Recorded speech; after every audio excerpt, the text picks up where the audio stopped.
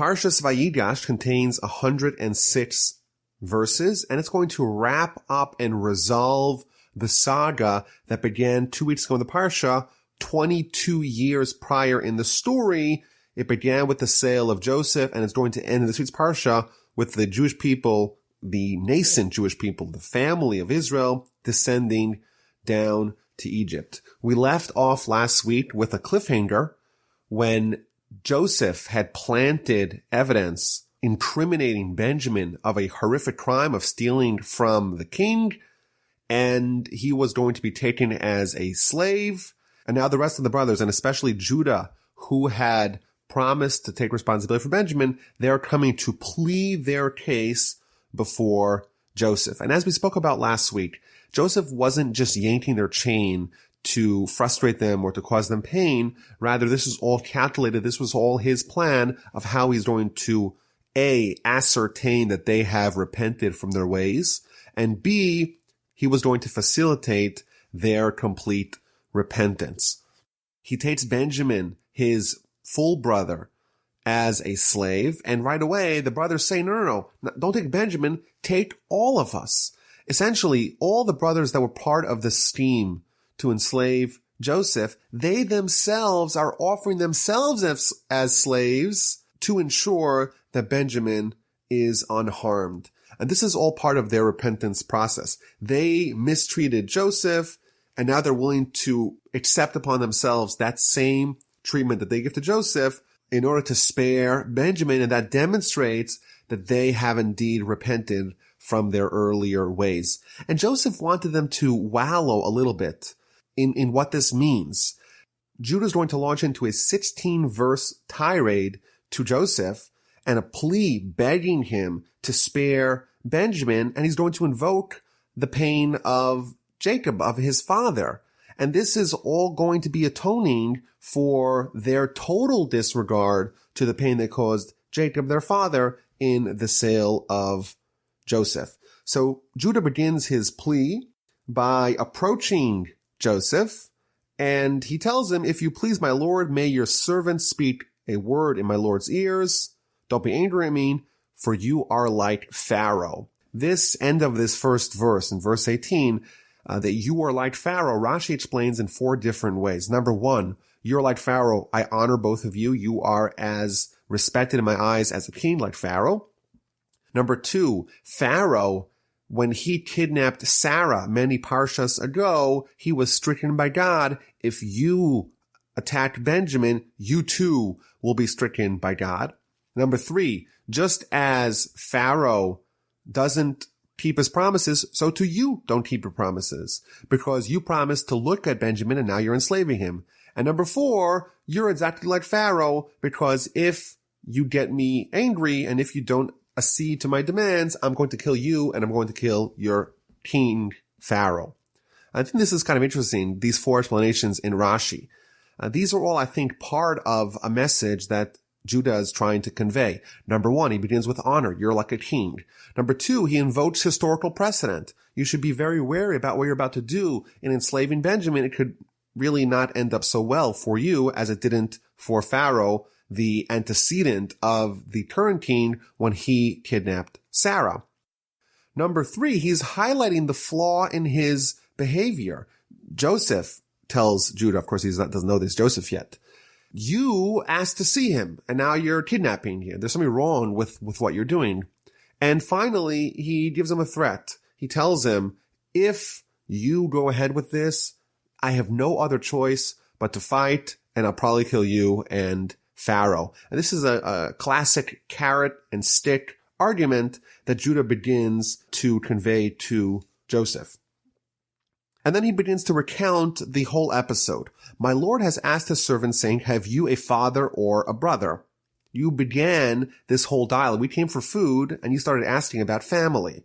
And Rashi explains that this was improper. People come to ask for food.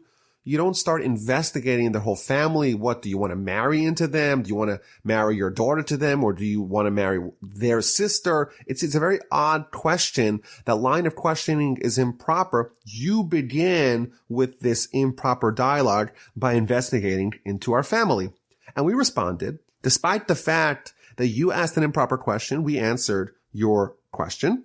And we responded that we have an old father and a young child of his old age. His brother is dead, and he is alone left from his mother, and his father loves him. So we answered, yes, we have a father, and Benjamin is with his father, but Benjamin's brother died, and his father, Jacob, is unwilling to part from Benjamin. And then you asked, continues Judah, to see him. And we said, well, you can't really see him, because if you see him, if he leaves his father, it's quite likely that he will die. Why will Benjamin die if he leaves his father Jacob? So Rashi explains that Benjamin's mother, Rachel, she died amidst childbirth, but amidst a journey. They were traveling from Laban's house back to Canaan, and along the way, she died. And therefore, this family, Benjamin and his mother, they have a genetic weakness for travel. His mother died while they traveled. It's quite likely that when he travels, he will die as well. It's interesting that in last week's parsha and a little bit later on in this week's parsha, Jacob gives a very different reason why Benjamin may suffer along the journey. And that is because the Satan causes danger when someone is traveling. When someone's home, well, then they're secure. When they're traveling, well, then things are up in the air and there's room for the Satan to cause danger. It's been suggested that Jacob knew prophetically that Rachel died not because of the labor of the journey, but rather because her death and her gravesite will play a very important role in the future of the Jewish people. When the Jewish people are leaving Israel and descending in chains to Babylon, they're going to stop along the way by Rachel's tomb, and they're going to pray there, and Rachel's soul in heaven is going to plead with God successfully to protect the Jewish people. And therefore, when Jacob talks about Benjamin dying, it's for a totally different reason, because he knows it wasn't because of the labor of the journey, rather is because of some future role that she's going to play, that her gravesite's going to play in the future of the Jewish people, and therefore he offers an alternative reason why Benjamin may be endangered, and that's because the Satan causes trouble in times of danger. Continues Judah, even though we told you that Benjamin cannot leave his father, you insisted, and you told us that unless you bring Benjamin, you won't be able to get an audience with Joseph. Again, we went back to our father, and our father eventually said, go get some more food, and we said, well, we can't go back to Egypt. We can't meet the king, the viceroy of Egypt, unless we have Benjamin with us. And finally, Jacob relented, and he sent Benjamin with us. But now what happens? You want to imprison Benjamin. And we're going to go back to our father, and their souls, the soul of Benjamin and the soul of our father Jacob, they're bound up together. And if he finds out that the youth is missing, he will die. And you're going to cause that our father will descend in sorrow into the grave. Instead, I have a different proposal, continues Judah. I took responsibility for this child. Take me as a servant instead. I am more talented, more gifted in every which way, and let Benjamin ascend back to his family. I will replace him. How can I go up to my father if the youth is not with us? I don't want to see what's going to be if I go to my father Jacob without Benjamin. Chapter 45 begins after Judah concludes his impassioned speech. Joseph couldn't restrain himself, and he announced to everyone that was present in the room, everyone leave here, therefore no one will remain in the room when Joseph revealed himself to his brothers. After Joseph heard the tremendous dedication that Judah had to the well-being of Benjamin, he was ready to reveal himself. He was comforted in the fact that his brothers are not the same people that sold him. They're willing to put their own lives on the line for the well-being of Benjamin. Now it's time for him to remove his mask. But if he does that, his brothers are going to be embarrassed. And therefore he announced that everyone in the room, all the other Egyptians that were in the throne room, they should all leave, so no one should remain with him when he reveals himself to his brothers. The Midrash points out that he actually made a mistake. These brothers, very strong, very muscular, now that Joseph was alone and vulnerable, it's quite possible they could have attacked him, could have killed him. Nonetheless, Joseph was unwilling to reveal his identity before the room was empty, and he even placed his life in danger to prevent his brothers from being shamed. And he cries out and he announces to his brothers, I am Joseph. Is my father still alive? But his brothers could not answer him because they were totally bamboozled. They were totally shocked by his revelation. Joseph says very simple things. I'm Joseph.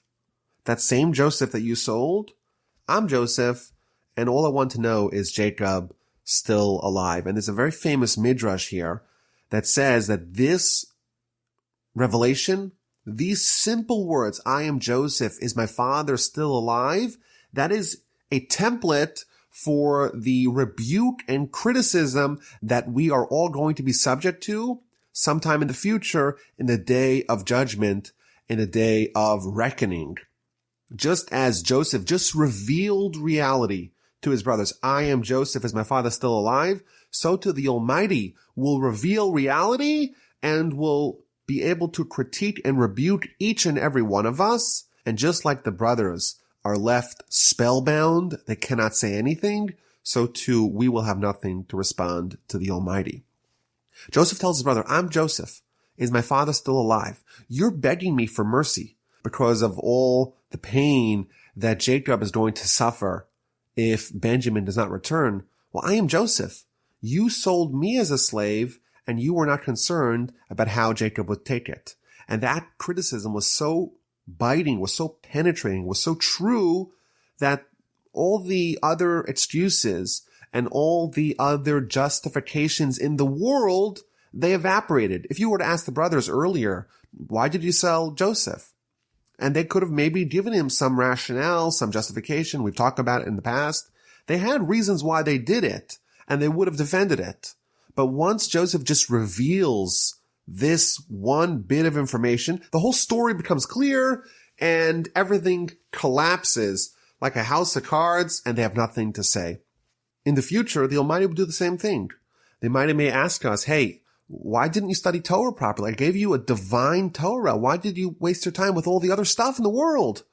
And maybe we'll tell the Almighty, well, I didn't have enough intellect. I was mentally disadvantaged. I couldn't study the very cognitively demanding Torah. And the Almighty may show us in response that, well, for your business or for all kinds of games, you had plenty of intellect. It wasn't that you didn't have intellect. It's just that you chose to direct it towards other pursuits. Someone may say, hey, I didn't give charity because I didn't have any money. And they might say, well, you spent money on this and you spent money on that. And you obviously had money, you just didn't have money for this cause. And in the face of such rebuke and such criticism, there will be nothing left to say. Joseph continues. He tells his brothers, come close to me, if you please. They came close, and he said, I am Joseph, your brother. It is me whom you have sold into Egypt. Joseph addresses the elephant in the room. The brothers are sitting before a king who now reveals to them that he indeed is their long-lost brothers that they sold, that they totally disregarded when he had these crazy dreams. He's going to be a king. They laughed him off. They sold him as a slave. And now he's in the place of power, and they're on their knees, quaking in their boots. What does Joseph do? He doesn't let that linger. He addresses it right away. You sold me to the land of Egypt? And he gets it out there, and hopefully it will lead to them being comforted and not have that stay between them forever. And he continues, don't be distressed. Don't reproach yourself. You sold me, yes, but really the reason why I was sold is because the Almighty sent me ahead of you to be a provider. You think that you did something wrong, but really it was the Almighty manipulating everything. And Joseph is forgiving them for what they did to him, but he's also trying to comfort them and assuage their feelings to try to cleanse the atmosphere from any enmity that maybe could have existed between the two. Continues Joseph, this is 2 years of hunger while we have 5 years to go. Thus God has sent me ahead of you to ensure your survival in the land and to sustain you for a momentous deliverance. And now it was not you who sent me here, but God. He has made me a father to Pharaoh, a master over his entire household, and a ruler throughout Egypt. You think that you sent me? No. It's quite clear once you piece together everything that happened, you look at the big picture, all these actions had to happen. They were orchestrated by God, and therefore they were not subject to your free will. The Almighty compelled you to sell me. It wasn't you who sold me. It was God who sold me. And therefore I am not upset at you. Joseph is telling them that it ended up well. I became king. Don't worry about it. But he says to them more. It's possible that they made a mistake. They did something egregious. They sold their brother as a slave. The fact that it ended up well for him, that has nothing to do with it. They still did something terrible. Joseph says, no, that's not what happened. You did not sell me. Even the action wasn't bad. That was the action of God. It wasn't your free will that did that, and therefore I have zero animus towards you. And Joseph continues his speech of comfort and reconciliation to his brothers, and he tells them, go get Jacob, bring Jacob here, tell him that I'm the king of Egypt. I'm going to apportion an amazing piece of land for you that'll be for you, for your children, for your grandchildren, for your flock, for your cattle. We still have 5 more years of famine. Come here. I will take care of you. Continues Joseph, behold, your eyes see, as do the eyes of my brother Benjamin, that it is my mouth that is speaking to you. Therefore, tell my father of all my glory in Egypt and all that you saw, but you must hurry and bring your father down here. Rashi explains that this is a multi-layered message that he's sending here. He says to them, your eyes have seen my honor, and in addition, you have seen that I'm your brother. And Rashi tells us that he showed his brothers the fact that he too was circumcised. And that is my mouth that's speaking to you. He spoke to them in Hebrew. And he compares them to his brother Benjamin, and he tells them, just as I have no hatred to my brother Benjamin, who wasn't there when I was sold, so too in my heart there is no hatred to any one of you. And Joseph finishes his speech, and it works. The brothers open up, and they're willing to engage with Joseph. Joseph falls on his brother Benjamin's neck and cries. Benjamin cries on his neck. He kisses all his brothers, and he wept upon them. And afterwards, his brothers conversed with him. Initially, they were so shocked they couldn't talk, and now they have opened up, and they're willing to talk to him. He comforted them. They're not scared of him, and peace and brotherhood reigned. It's interesting that the Torah describes the exact nature of this emotional reunion. Joseph falls upon his brother Benjamin's neck and weeps, and Benjamin weeps upon his neck. It's a very strange way of describing this emotional reunion. But if we just read the verse, I think it would be self-explanatory. They were hugging, they were crying, they were weeping, they were excited, relieved, very emotional in this reunion. But Rashi, who purports to explain the verse in the simplest way, offers a whole explanation of what's actually going on. Joseph falls on his brother Benjamin's neck and cries. Why is he crying? Says Rashi. He's crying because in Benjamin's portion of land, in the land of Israel, there's going to be the city of Jerusalem. And in the city of Jerusalem, there's going to be the 2 temples, and they're both going to be destroyed. And therefore now Joseph is crying on his brother's neck because of the destruction of the temples many hundreds of years in the future. And Benjamin returns the sentiment, and he cries on Joseph's neck. Well, that's because the tabernacle, which is going to be in the city of Shiloh before the temple is actually built, that's going to be in Joseph's portion, and that too is going to be destroyed, and therefore he's crying about that. This is kind of odd. There's a reunion here between two brothers, haven't seen each other for a long time. They're happy, they're relieved, they're excited, they're emotional, and they're crying. Yet Rashi talks about some event that's in hundreds of years in the future, in their portions. There's going to be temples, there's going to be tabernacles, there's going to be destroyed. It's a very strange interpretation. And I think maybe the answer is that, the Torah is codified for eternity. And if it was a simple, understandable emotion, given the circumstances, the Torah would not necessarily record it for posterity. And therefore, every time there's an emotion or an emotional expression of the Torah, Rashi will explain to you what the higher meaning behind it is, because it's impossible to say the Torah is just recording emotions that are natural for the situation that people are in. And it's been pointed out that these two brothers are falling on each other's neck. The neck, that's the bridge between the brain, between the intellect, and the rest of the body, and the animalistic instinct.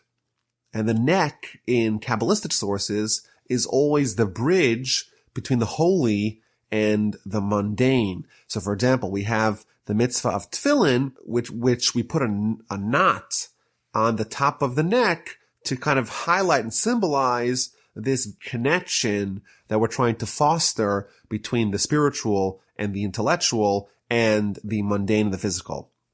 Similarly, according to Rashi, it makes a lot of sense. Joseph is crying on Benjamin's neck and Benjamin's crying on Joseph's neck.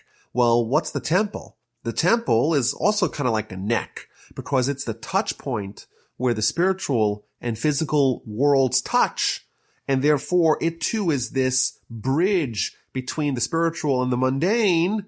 And therefore, it makes sense that they're crying on each other's neck means that they're crying over the destruction of the temple. Now, why is this the apt time to cry over the temple? So maybe an answer to that is that now there's an outpouring of brotherly love. As we know, the temple will go on to be destroyed because of senseless hatred from one Jew to another Jew. Now there's brotherly love. In the future, the temples will be destroyed because of brotherly hatred. And Joseph and Benjamin are lamenting that these feelings that they're experiencing right now won't continue in perpetuity. The news spread throughout Egypt, and the news was heard in Pharaoh's palace. Everyone found out that Joseph's brothers have come, and it was very pleasing in the eyes of Pharaoh and in the eyes of his servants. Now that they found out that Joseph was part of this prestigious family, he was the scion of the family of Abraham, of Isaac, and Jacob, they were happy, says the Ramban, because now their viceroy is not some random slave, but rather is someone that comes from a very prestigious and honorable background. The Sefarno has a different interpretation on why the Egyptians are happy that Joseph's brothers came, because they were a little worried. They had given all the keys of the kingdom to Joseph, and he had tremendous latitude to make far-reaching decisions in what's going to happen in the land of Egypt. And they were worried that his family, well, they're foreigners. They're not here. So he doesn't really have so much skin in the game for the well-being of the future of Egypt. And now that they find out that his brother's here, his whole family's going to come join, he's going to be much more invested into the well-being of the country, and therefore his decisions are going to be well thought out and optimized for the long-term well-being of the country. I read an article recently that in Europe today, all the heads of state don't have children. In fact, in Judaism, one of the requirements to be a great leader is to have children, to be invested in the future. Whereas, sadly, in Europe today, the heads of pretty much every single country in Europe is childless, and they're really not invested, at least in a familial way, in the well-being of the countries that they are running, and that could be very dangerous.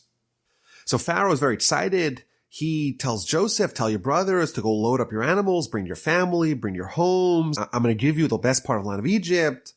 Take wagons for your children, for your wives. Let's bring everyone here. Joseph gives gifts to his brothers and sends messages to his father and sends 10 donkeys laden with the best of Egypt and all kinds of grain and bread and food for the journey. And he sends them up to the land of Canaan. They arrive to Jacob and they tell him the great news. Joseph is still alive. Moreover, he is the ruler over all the land of Egypt. But Jacob has a hard time believing it. He rejects it. And he can't imagine that this is really true.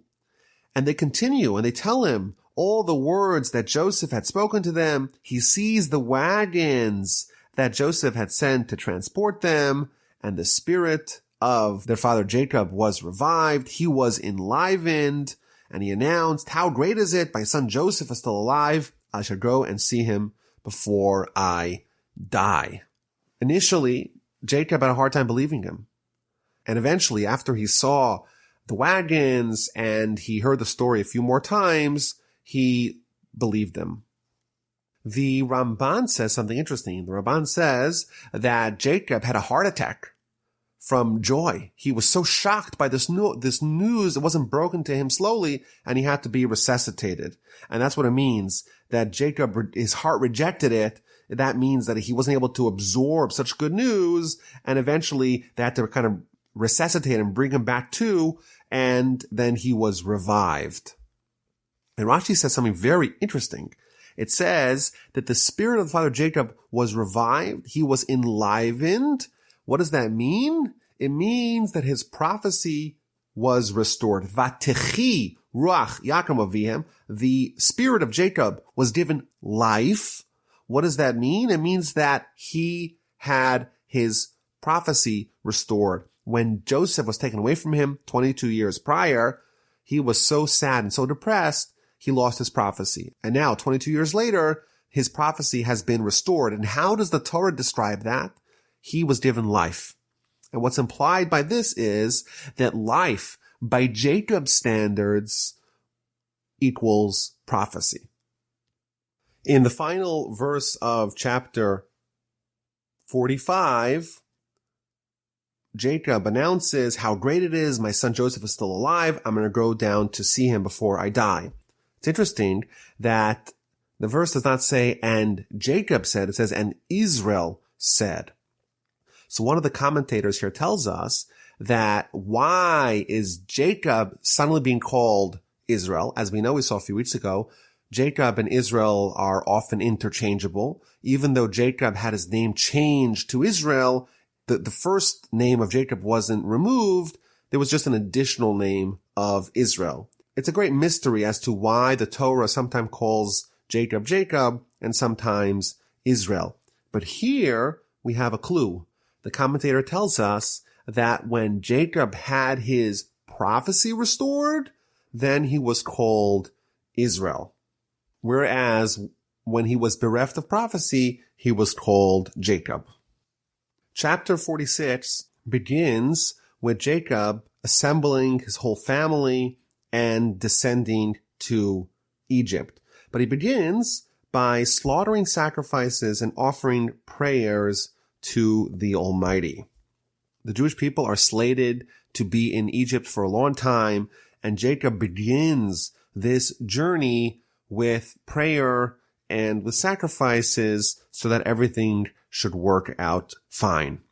And God spoke to Israel in night visions and said to him, Jacob, Jacob, and he said, here I am, Hineni. And the Almighty reassures him, I am the God of your father. Have no fear in descending to Egypt, for I shall establish you as a great nation there. I will descend with you to Egypt, and I shall also surely bring you up, and Joseph shall place his hand on your eyes. One of the commentators points out that in verse 2 here we read that God spoke to Israel in a night vision. Unlike the other two forefathers, Abraham and Isaac, Jacob is the only one that we're told specifically that his prophecy came at night. In the very famous prophecy that he had with the dream of the ladders with ascending and descending angels, that too was a nighttime prophecy. And here too, Jacob has a nighttime prophecy. And the reason for that is that when Jacob was heading to Laban, he was about to experience some very difficult years. And those years are compared to nighttime. Similarly, here, Jacob is about to lead his family down to Egypt, where they're going to be in exile, essentially, for hundreds of years, and it's nighttime, and yet the Almighty tells him, amidst the darkness, amidst the sadness and the despondency, don't worry, I'm going to be with you. I will establish you as a great nation. I shall descend with you to Egypt, and I shall also surely bring you up. Rashi tells us that this is a promise that Jacob will be buried in Israel. Even though he's going to pass away in Egypt, his body is going to be brought back to Israel and buried in Israel in the cave of the patriarchs in Hebron. It is interesting that in next week's Parsha, we're going to read how Jacob is going to expend great efforts to ensure that he will be buried in Israel. He's going to bring in Joseph and make him swear, despite the fact that Jacob here receives a divine promise that he's going to be buried in Israel. He still invests his own efforts to make sure that it's going to happen. He doesn't sit back and do nothing, despite the divine promise. So Jacob arose from Beersheba. The sons of Israel transported Jacob their father, as well as the young children and wives, the whole family. They're all descending in the wagons which Pharaoh had sent to transport them. They took their livestock and their wealth, which they had amassed in the land of Canaan, and they came to Egypt. Why does it say the wealth that they had amassed in the land of Canaan? So Rashi tells us that the wealth that he had acquired in the house of Laban, he forfeited that, and he gave all that to Esau in exchange for Esau's slot in the cave of the patriarchs. And Jacob said, the possessions that I received from outside the land of Israel, I am not desirous of them. And therefore he made a huge pile of gold and silver and told Esau, take it in exchange for your slot in the burial place of our forefathers.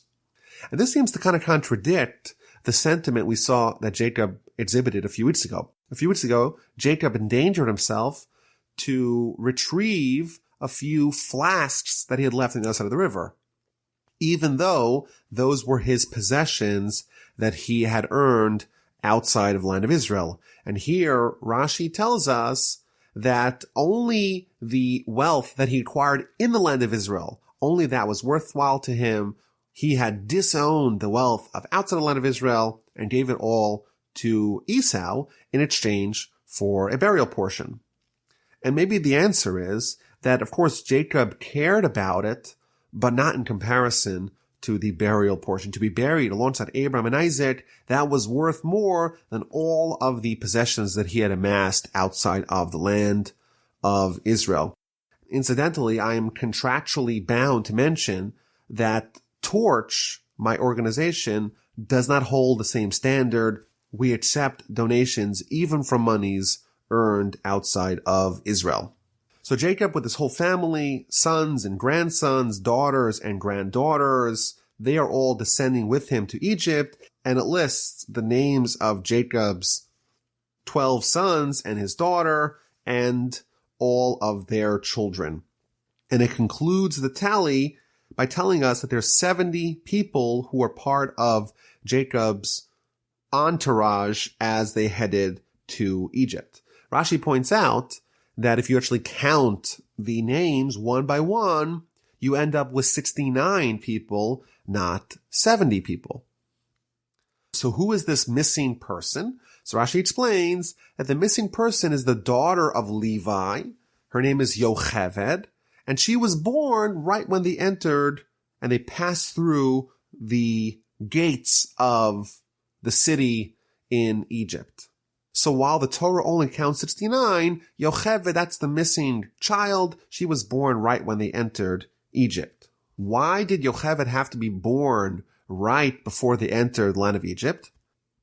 So perhaps an answer to that question is that we know Yocheved, she is going to be the mother of Moses. And there is a principle that whenever the Almighty smites someone, whenever the Almighty strikes someone, the remedy will always precede the illness. And therefore, the Almighty is about to send the Jewish people into a very long, protracted exile in Egypt. But before that even begins, right when they're about to enter, Yocheved is born. She is going to be the mother of the remedy. She's going to be the mother of Moses. And therefore, you cannot enter Egypt before the roots of the redemption are in place. And therefore, before they entered, between the walls, the mother of the Savior of Israel was born. The Ibn Ezra here does a little bit of a calculation. We know the Jewish people spent 210 years in Egypt. And when they left, Moses was 80 years old. Well, if Yocheved was born right when they entered, and she's the mother of Moses, who was 80 years old when they left, well, then how old was Yocheved when Moses was born? And of course, we do the math. 210 minus 80 is 130. So this is kind of shocking. The Torah makes a huge big deal about the fact that Sarah has a child at the age of 90. That's a huge miracle. But here Yocheved has a child at the age of 130. And unless you read between the lines, you won't even pick up on it. That's an interesting question that the Ibn Ezra asked. Why does the Torah not make a big deal about the fact that Yocheved had a child at the old age of 130? The Ramban gives a very interesting answer. He says that unless a miracle was foretold by a prophet, the Torah will not mention it. There's miracles happening all day and all night. But the bar that a miracle has to reach before it's mentioned by the Torah is that it has to be announced beforehand by a prophet, or else it's not significant enough to be included in the Torah. So after listing all the people that are going down to Egypt, the Torah tells us that Jacob sent Judah ahead of the contingency, either to go prepare the residence for them in Goshen. Alternatively, Rashi says, to go establish a academy of learning, an academy of Torah before they got there. And the idea is that Jacob was concerned, when they were in the land of Canaan, they had their bearings with them. They had Jacob, and this is the place where they've lived for several generations. Now they're about to head into Egypt. What's going to ensure that their spiritual purity won't be compromised? And therefore he sent Judah ahead of everyone else to go build a yeshiva, to go build religious Jewish infrastructure to make sure that they have continuity. They don't have any time where there isn't some sort of bastion of spiritual vitality for them in the land of Egypt.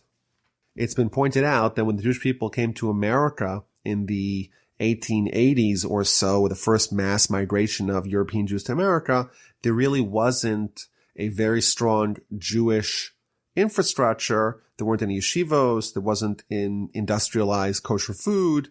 And as a result, the Jewish identity and the Jewish observance suffered tremendously because there wasn't the kind of infrastructure needed to maintain Jewish life. In Egypt, Jacob sent Judah ahead of everyone else to set things up before they got there.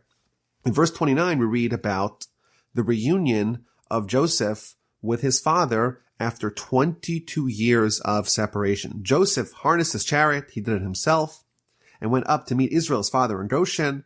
He appeared before him, fell on his neck, and wept on his neck excessively. Again, we see an emotional reunion, and Rashi points out something interesting. It says that he appeared before him. fell on his neck and wept on his neck excessively. If you read the verse quite critically, it's clear that this was a unilateral emotional display. Joseph is crying on his father's neck, but Jacob is not returning the sentiment. Rashi tells us a very famous idea that Jacob did not fall on Joseph's neck and did not cry, and our sages taught us that he was reciting the Shema. So at this momentous emotional reunion, Joseph was alone in hugging and kissing his father because his father was busy reciting the Shema. And one of the famous questions is that why is there a disparity? If it's the appropriate time to recite the Shema, well, then both of them should be reciting the Shema. If it's not the time to recite the Shema, well, then neither of them should be reciting the Shema. Why is Jacob reciting the Shema and Joseph not reciting the Shema? So there are many answers given to this question. Some suggest that, well, Joseph already said it earlier. Jacob was traveling and therefore he wasn't able to say it until later. Alternatively, it was the right time to say it, but Joseph wanted to greet his father and therefore he postponed it till later. I think another very useful idea here is that Jacob, he knew he was going to have a momentous, joyful, loving, emotional reunion with his son. And as a righteous person, he wanted to utilize that for something spiritual. He wanted to take that and dedicate it to God. He wanted to channel the joy that he had with his reunion with his son that he thought was dead for 22 years. He wanted to find a way to direct that to his relationship with God. And this is maybe a broader idea that whatever we have in life, maybe we should try to use it, try to channel it towards advancing our spiritual agenda. My grandfather offered a fantastic explanation to this disparity.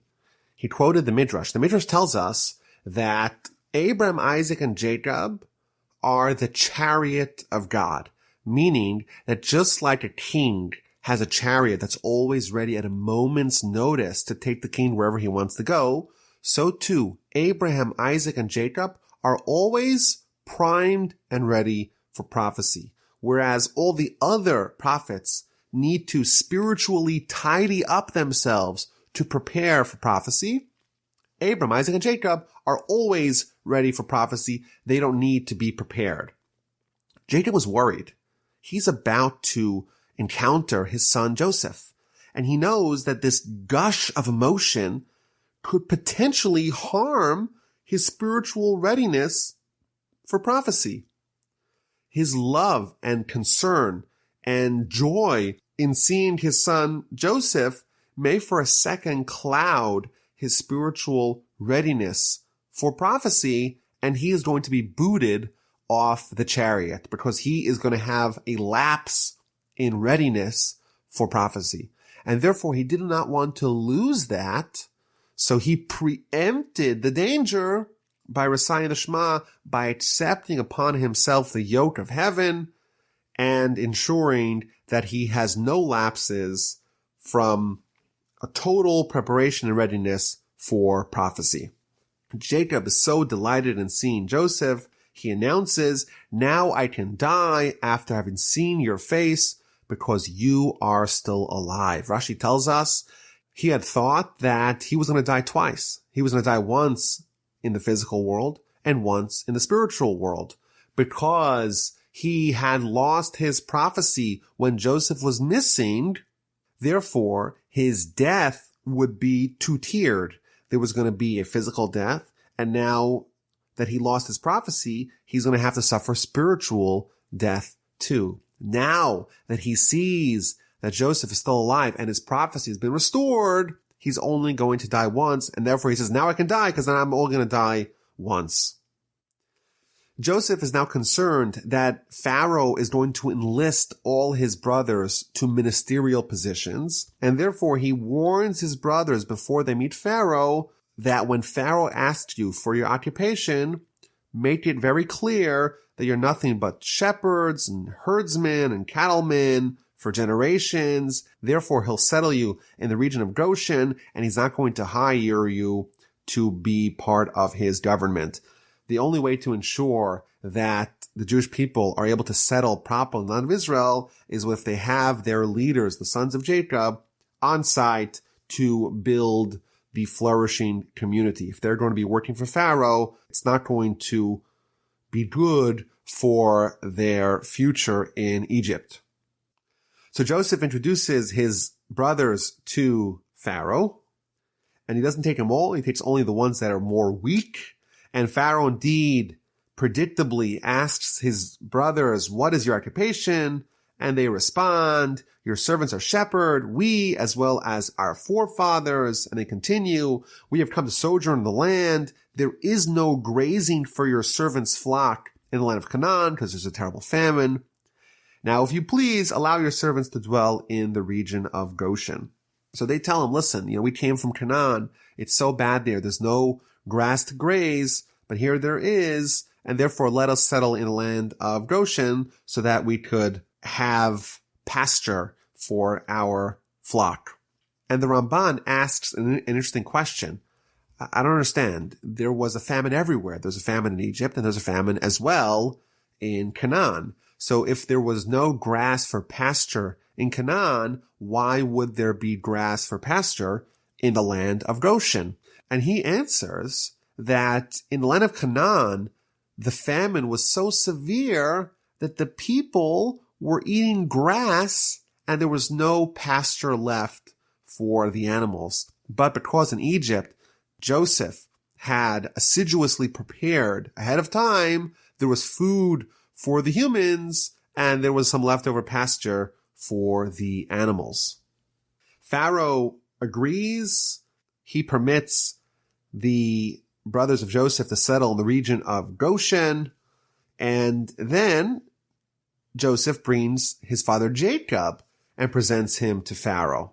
And a very interesting exchange ensues. Pharaoh asks Jacob, how old are you?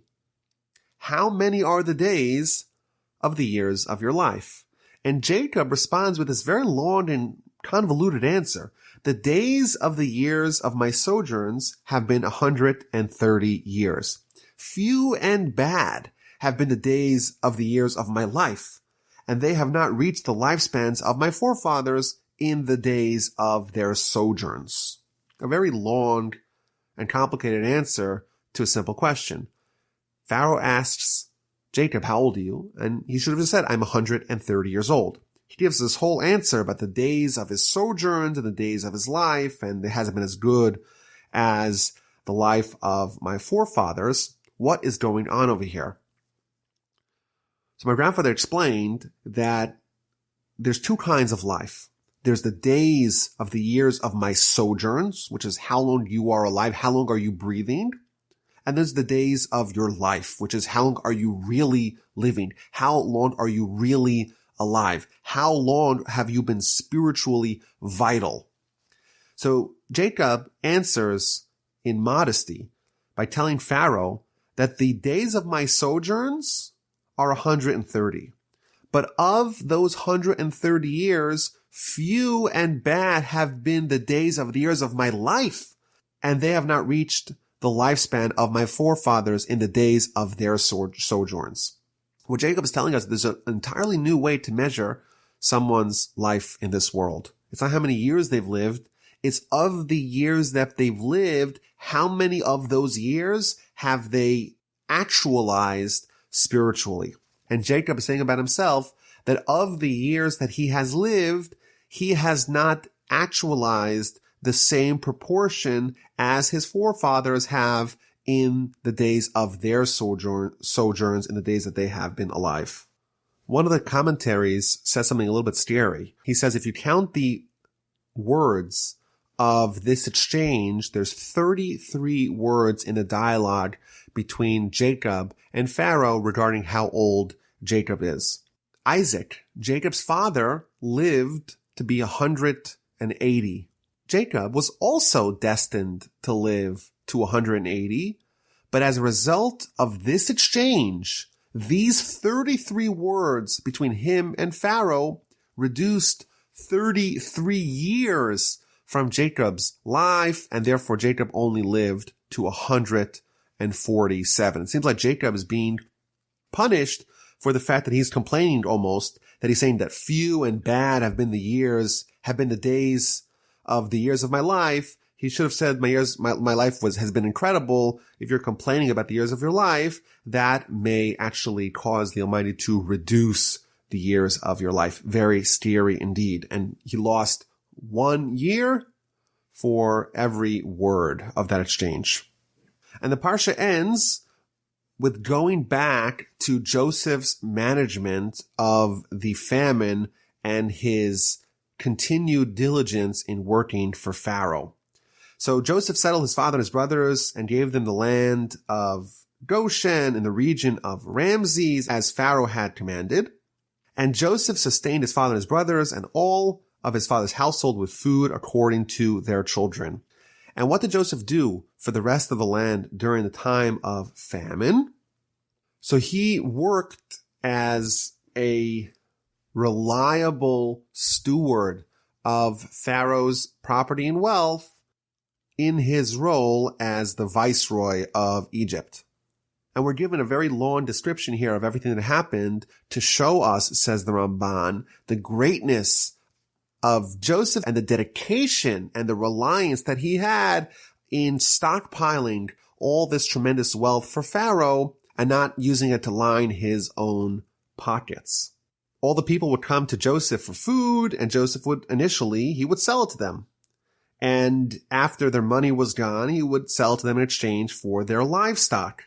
After all their livestock was gone, Joseph acquired the actual land of Egypt for Pharaoh.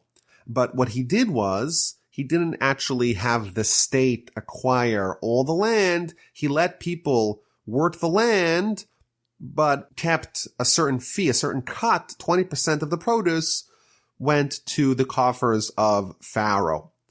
Now, to ensure that the people don't feel ownership over the land that now belongs to Pharaoh, Joseph undertook a tremendous resettlement project where he moved people and entire cities out of the place where they have lived, out of the place where they feel comfortable, and moved them to different places and let them work the land elsewhere. As for the nation, verse 21 we read, he resettled it by cities from one end of Egypt's borders to the other. Only the land of the priest he did not buy, since the priest had a stipend from Pharaoh, and they lived off the stipend the Pharaoh had given them. Therefore, they did not sell their land. Rashi tells us something very interesting. Why did Joseph undertake this resettlement project? The real reason why was to shield his brothers from shame. The brothers, after all, they were immigrants. They were newcomers. And people would say, hey, you guys are in exile. You guys are expatriates. And therefore, to remove any stigma from his brothers, Joseph made everyone in the entire land, they're all in exile because they've all been booted from their homeland and resettled elsewhere. And it's interesting here, we're told that Pharaoh had granted a certain immunity to the clergymen. And we read at the end of the Parsha that Joseph made this immunity permanent. And this is tremendous foresight in the eyes of Joseph, because he knew that the Jewish people would eventually be enslaved in the land of Egypt. And one of the ways that they will be saved is by the fact that the priestly class, the clergymen of the Jewish people, are not going to be treated the same way as everyone else. It's going to be instituted in the laws of Egypt and made permanent by Joseph that the clergymen are going to be immune from many of these rules, and that will allow a remnant of the Jewish people to maintain their faith, the tribe of Levite. After Joseph instituted this 20% cut, the people said to him, you have saved our lives. You have given us life. May we find favor in your eyes, my Lord, and we will be serfs to Pharaoh. It's interesting. If you compare this to what we saw earlier, that Jacob, he was given life when he had prophecy. And here we see that the Egyptians, all they considered to be alive is the fact that they had bread. Once they had bread, that's enough for them. Whereas Jacob has a much higher standard of what is considered life. Prophecy for him is life. Everything else is not life. The Parsha ends, thus Israel settled in the land of Egypt, in the region of Goshen. They acquired property in it, and they were fruitful and multiplied greatly. This is going to be the beginning of a very, very long and protracted stay in the land of Egypt. Next week, we will see and study the final portion of the book of Genesis, Parshas Vayigash.